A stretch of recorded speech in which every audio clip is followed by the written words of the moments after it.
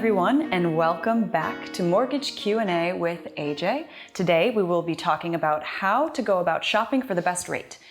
Now, I am personally thinking about refinancing, so can you walk me through this, like shopping for the best rate? So my biggest thing is a major red flag with lenders or a loan officer. If they are not allowing you to shop around for the best interest rate, you probably should not work with them. Your job as a owner of a home, right, is to find the best interest rate for yourself. And if I can't provide that, then you should work with someone else. I love these tips that you give us of these red flags that we should be looking for when we're talking to lenders and making sure that we find the right one, someone that's honest and is looking out for your best interest. And this, noted, I need to write this down. I've had times where I'm working with a client and shopping for the best interest rate is very important, right? And if you're working with a loan officer who's not allowing you to shop, you should be concerned. Your job as a homeowner is to find the best interest rate for yourself so you can save the most money with the cheapest fees possible. Yes, that's what we want. Exactly. So one of my tips for shopping around, I would say you want to reach out to 3 different lenders. Right? Okay. So, and it needs to be on the same day because interest rates change daily. What? Sometimes they change hourly based off the market. I had no idea. Right. So it would not be a fair comparison if you shopped with, if I gave you a rate quote. Yeah. And then on Monday, and then Wednesday you got a rate quote from someone else. No you kidding. have to reach back out to me because my rates could be different, good or bad, right? They fluctuated that quickly? Like I said, it changes hourly. It's a market. Wow. It changes very quickly. So my suggestion would be, while you're taking the time to refinance or just put in that effort, reach out to 3 companies. Again, what we talked about in the first episode, right? It's basic information. It's how much is your home worth, what's your credit score, and what do you owe on your home? And they should be able to give you a quick pricing. Again, don't let them pull your credit. Right. Get the pricing. I would say whoever has the best pricing at that time, chances are they are going to have it throughout the process of when you decide to lock in your interest rate.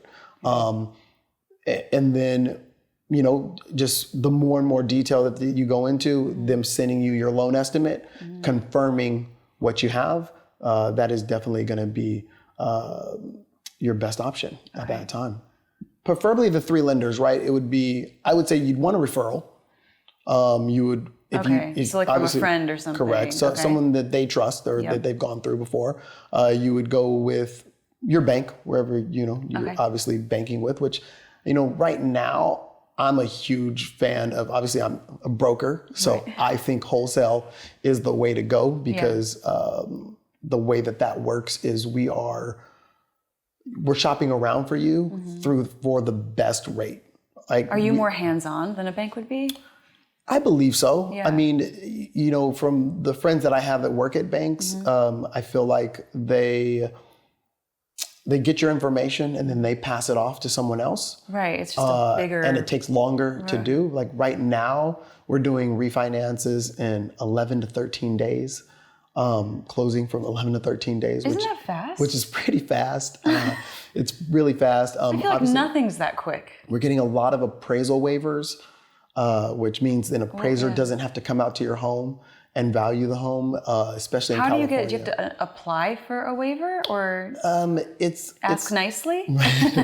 It's an automated value appraisal, which means based off of your neighborhood, they see enough homes being sold, so they feel confident in what that value is. And it's a computer-based system. It's something we plug in a number and it confirms that it's happy with that number, and they allow us to use that.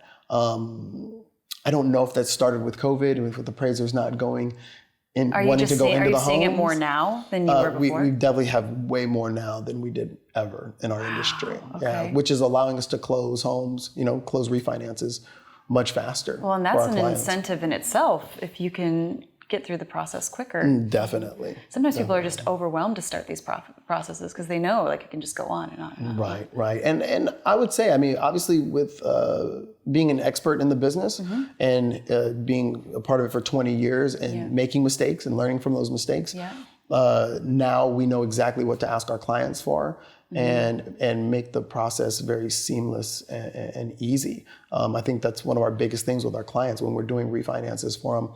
They're calling and saying, this is the easiest process I've ever been through. This is why the lender is so important. Very. This is why you need to shop. Very important. Make sure you find someone that you trust, right? Right. And, one thing with shopping, I hear a lot of lenders state, well, we'll close your loan fast. Well, everyone's going to close your loan, and the speed of the loan shouldn't matter as much as the closing cost, right? The fees of the loan, comes down to money. Right? You don't want to pay $7,000 for a loan when someone else, you only have to pay $2,000. Right. You don't want to take a 3.25 interest rate when someone else will give you a 2.75 interest rate. Right. When you're talking about mortgages over a 30-year period, you're talking lots of money lost. And that's if I could say anything to my clients, that's the number one thing you want to focus on is the closing cost and the interest rate, more so than the time and the effort. Okay, that's good to keep in mind. Yeah. So why are closing costs important? For a few reasons, right? The first is it's actual money that you're adding into your loan, or you can choose to pay it out of pocket, right? So let's think of anything, right? If you were buying some shoes and they were $100 here, but they're $2,000 here, and then this exact same shoe, why would you pay more? Right? So it's just funds that you're taking from yourself that you could use to pay off a credit card, or you could use to do anything else with, or you're adding it into your loan, which means your payment's going to be higher, and over the life of the loan, you're going to be paying a lot more money. Sometimes you're paying these closing costs, actually all the time, you're paying these closing costs because the lender's making more money off of you. And that's, again, another red flag, and why it's important that you have a loan officer that I feel like you have on speed dial at all times, because you want to make sure that you're getting the best loan for yourself. Okay. So you mentioned before about locking in a rate. Right. What does this mean? Right. So remember we spoke about interest rates changing hourly, right? It's a market, right? And obviously my job is to lock you in at the right time. What I mean by locking, it's securing your rate. You can lock in for 45, 60, 30, 15 days, right? Which means we have to close that loan in that time period, or your rate lock expires, which means now your rate is fluctuating. It's back to the market price. So it's very important that you work with a lender that follows the market. One of the things we do is we're watching the market every day. Now, I'm not here to tell you that I know exactly where it's headed. If I could do that, you wouldn't be able to reach me. I'd be one of the richest men. We want to lock it at the right time. You do. And it's never perfect. Right? My job is to, when we spoke, the interest rate that you were happy with, that I try to find that for you, and I try to secure that. Most of the time, I'm locking in a rate that's either lower or the same that we spoke about, which everyone should get, right? Shouldn't be higher. Right. If I did not lock your rate in because time, something comes up. Right. The next day, right? So there's a time period that you can lock. If I didn't, and I was not able to secure that rate, I'm definitely going to make that happen for you by taking away from myself, which I think all lenders should do. Oh, okay. So you'll actually take a cut. Correct. Not like a cut of the money. You will be giving away a cut of the money. Yes, I'd be making less money to secure that rate because that's my fault, and I didn't. And that's something the buyer should expect from their lender? I think so, right? Which I believe so. You're probably not going to get that from a bank. And some other brokers you might not get that from, but I do believe that that's something that should be discussed and taken care of. Okay.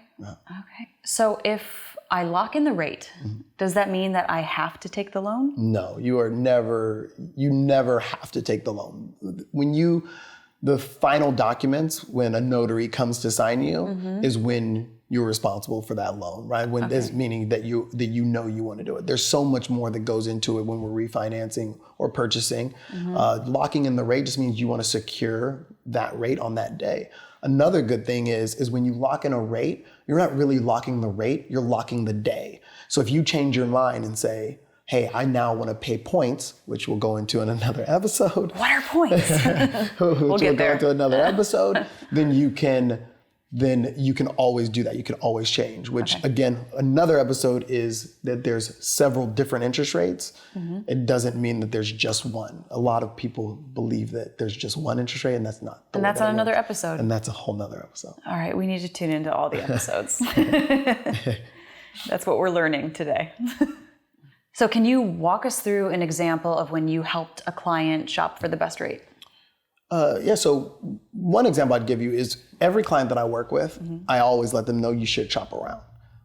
Again, I believe in our rates and our fee structure so much that I want you to hear from other people so you can come back excited to finish. It shows confidence in what you do.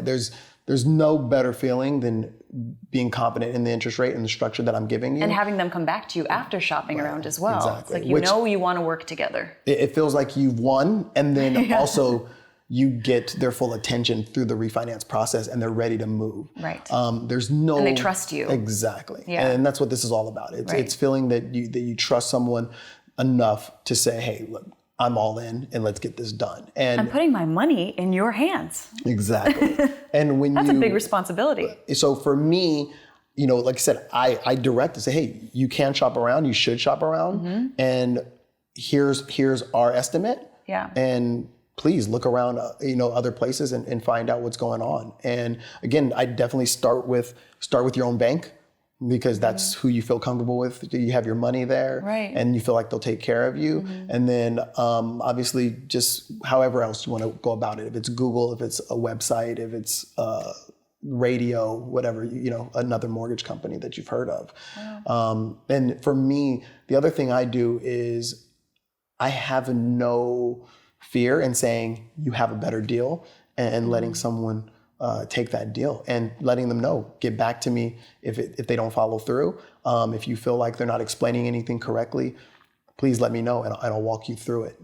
Because I feel like it's not about always earning the business. It's about helping people the best way that you can with knowledge. And you know that another opportunity is going to come up where you're going to have someone come in and you're like, no, I am the best person for this. I have the best deal for you. I've had several situations where a client was in the middle of a purchase. Yeah. But because they didn't start with me, because there's timelines that go through, that I couldn't do the business, even though I had the better loan. Right. But because I was so knowledgeable and I helped them through the process and I didn't mind walking them through it and answering questions that the other lender wouldn't, when it came time to refinance, I was their first call. See, that's what I would need. I would need someone that is willing to talk me through the process and not just speak over my head about things, because so many people do when it comes to these things. I agree. And it's definitely an industry where there are so many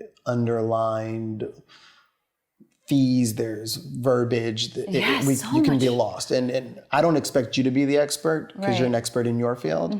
I'm supposed to be the expert for you, and I'm supposed to break it down for you in a way that you understand and make it easy. That's refreshing to hear, because so often you're talking to real estate agents or real estate attorneys or and they're just saying things. You're like, I've never heard these words before, and I feel silly asking what this means, because it sounds, the way you're talking to me, it sounds like I should already know. Right. So that's very great that you do that with your clients. Wow, that was another insightful episode. Clearly, we all have so much to learn with you. So please tune in next week for another great episode of Mortgage Q&A with AJ.